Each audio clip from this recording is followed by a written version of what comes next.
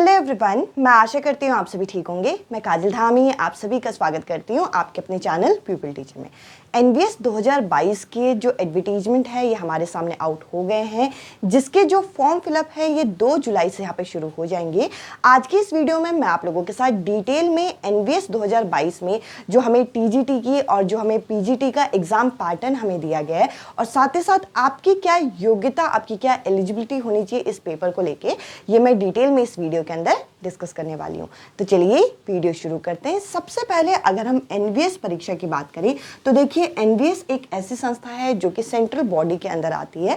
अब देखिए यहाँ पे अगर आपने एडवर्टीजमेंट देखा होगा तो हमें अलग अलग यहाँ पे सब्जेक्ट के लिए अलग अलग यहाँ पे पोस्ट दी गई हैं, जिसमें से अगर हम टीजीटी की बात करें तो आपको 683 आपको पोस्ट देखने को मिली है अलग अलग विषयों के लिए।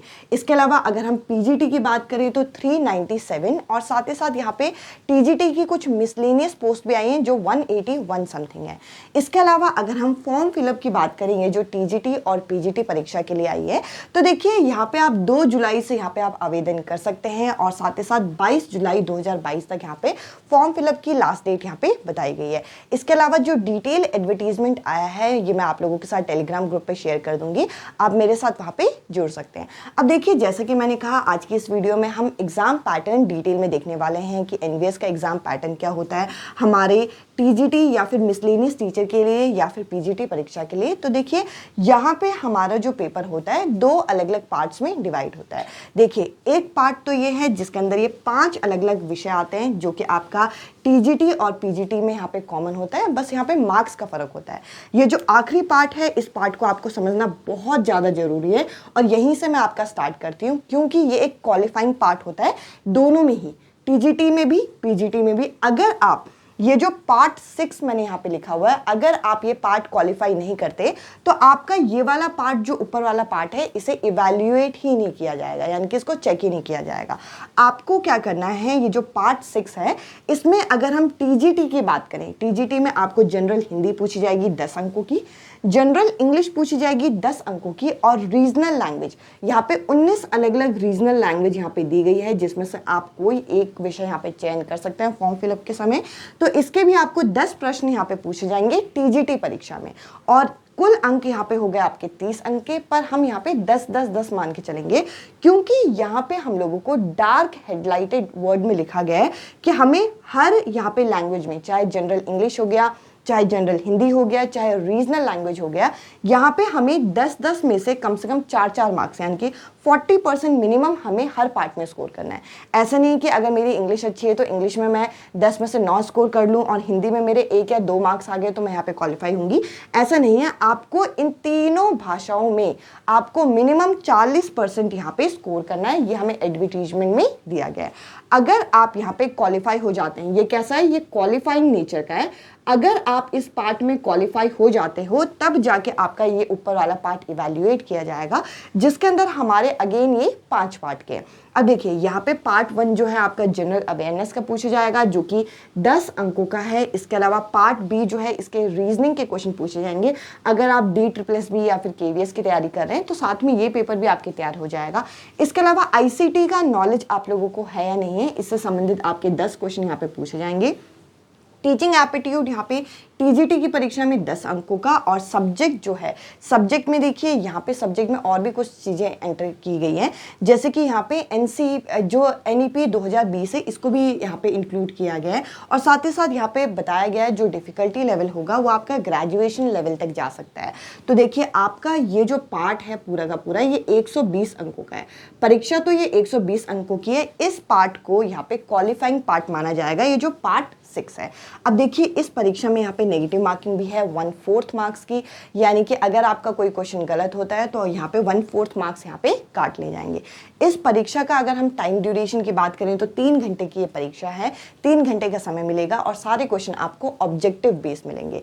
इसके अलावा अगर हम यहाँ पे पीजीटी पोस्ट की बात करें तो देखिए पार्ट 1 जो है इसमें भी जो पार्ट 6 है ये आपका, इसमें 2 सब्जेक्ट होंगे, जनरल इंग्लिश और जनरल हिंदी। यहाँ पे रीजनल लैंग्वेज नहीं होती, जबकि अगर आपने देखा था टीजीटी और मिसलेनियस में यहाँ पे रीजनल लैंग्वेज भी थी, जबकि अगर आप पीजीटी के लिए तैयारी करते हैं तो आपको जनरल इंग्लिश या फिर जनरल हिंदी यहाँ पे प्रिपेयर करना है जो कि 10-10 अंकों का है।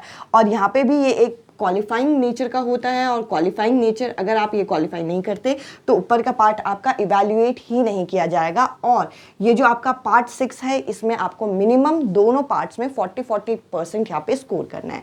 इसके अलावा अगर हम ऊपर के पार्ट की बात करें जो कि आपका पेपर होगा यहाँ पे, तो देखिए यहाँ पे ये जो पार्ट 1 है ये आपका जीके यानी कि जनरल अवेयरनेस का है, जिसके 10 क्वेश्चन पूछे जाएंगे।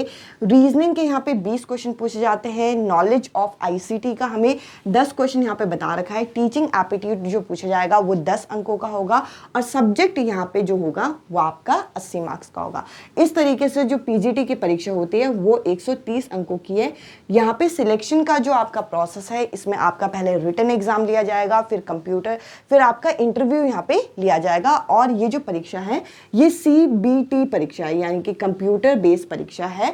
इसके अलावा अगर हम देखें, अभी हमने एग्जाम पैटर्न को डिटेल में डिस्कस कर लिया, आई होप अब तो आपको कोई डाउट नहीं होगा।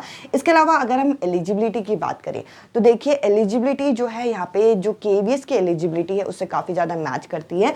अगर हम इंग्लिश और हिंदी लैंग्वेज की बात करें, अगर आपको टीजीटी इंग्लिश टीजीटी हिंदी बनना है तो आपके ग्रेजुएशन में 3 साल ये सब्जेक्ट होने चाहिए, ये बताया गया है।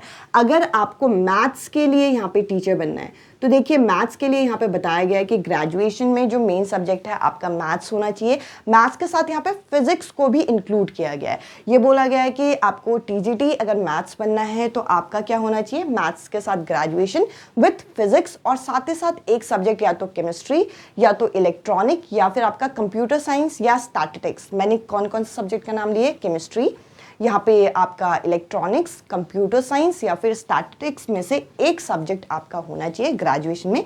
ये टीजीटी मैथ्स के लिए यहाँ पे बताया गया है। टीजीटी साइंस के लिए वही आपका बॉटनी, जूलॉजी और केमिस्ट्री आपका यहाँ पे सब्जेक्ट कॉम्बिनेशन रखा गया है।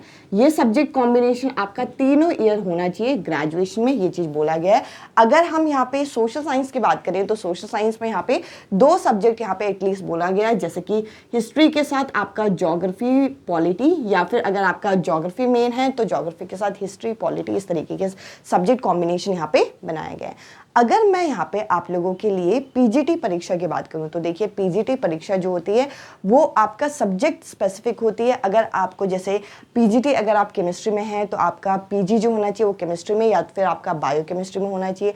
अगर आप यहाँ पे पीजी मैथ्स में करना चाहते हैं तो मैथ्स में आपका ये पीजी के सब्जेक्ट होने चाहिए। तो इस तरीके से यहाँ पे आपका एलिजिबिलिटी क्राइटेरिया रखा गया है। आई होप ये वीडियो देखने के बाद इस एग्ज़ाम का एग्ज़ाम पैटर्न, आपकी क्या एलिजिबिलिटी होनी चाहिए, और इसके अलावा आपको जो डिटेल एडवर्टीजमेंट मुझे टेलीग्राम ग्रुप में मैं आप लोगों के साथ शेयर करूंगी उसमें आपकी फ़ी क्या है अलग अलग विषयों की। इसके अलावा यहाँ पे आपके जो एग्ज़ाम सेंटर होंगे वो सारी चीज़ें वहाँ पे मेंशन की गई हैं। तो आप मेरे साथ टेलीग्राम ग्रुप पर जुड़ जाइए जहाँ पर आप ये एडवर्टीजमेंट डाउनलोड कर सकते हो। अगर आप लोगों ने एडवर्टीजमेंट देख लिया है, इसके अलावा भी अगर आपको कोई डाउट है तो आप कमेंट सेक्शन में कमेंट कीजिएगा, मैं आप लोगों के कमेंट का रिप्लाई करूँगी। आज की वीडियो में इतना ही, और साथ ही साथ अब एनवीएस की वैकेंसी आ गई है तो यहाँ पे केवीएस की भी वैकेंसी अब आपको जल्दी देखने को मिल जाएगी, तो आप लोग यहाँ पे तैयार रहिए। इस वीडियो में इतना ही, अब मैं आपसे मिलती हूँ अगली वीडियो में अगले टॉपिक के साथ। Bye bye, take care.